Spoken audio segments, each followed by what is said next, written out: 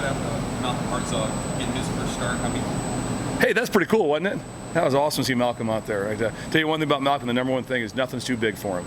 There wasn't a moment ever where we thought going into the game like, whew, do we need to kind of do this? Maybe just let him sit for a series, then ease him in. It's like, no, just go ahead and go. And nothing's too big for him.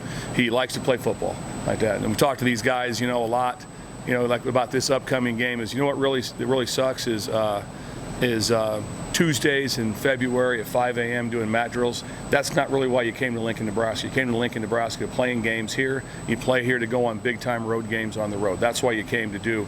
So we're excited to be able to go play for the next one because that's the whole fun part are these 12 guaranteeds, and that's what matters. And Malcolm took that in, and he just likes football.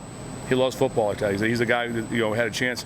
It wasn't a surprise when the ball popped into his hands and ran back for a touchdown because he anticipates that stuff. Some guys are just hooked up the right way, and that's who he is. So love the young man, and just so happy he's doing well for him like that.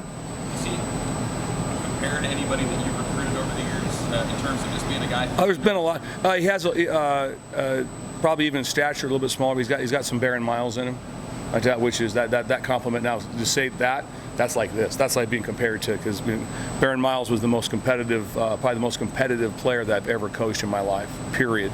And so with the way Barron played, we saw Barron block punts. You saw him cover people. He was undersized in matchups sometimes. It didn't care.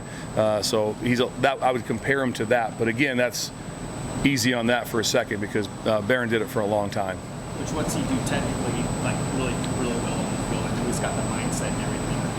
The biggest thing he does on the field is that he's a extremely capable and invested tackler like that. Is that he's not, some guys are, I'm a cover corner. He does have to cover people, but he has no problem putting his face in the fan either.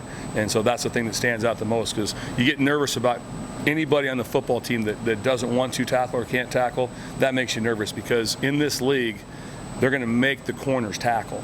That's just the way it is. They're going to block the tacklers, and they're going to make the corners have to tackle. So the guy will do that. He runs really well down the field. They caught one ball on him kind of down the field. He had great coverage. They kind of dropped over his head. That happens. So we just go ahead and play. But his ability to be tough enough to tackle is what counts the most.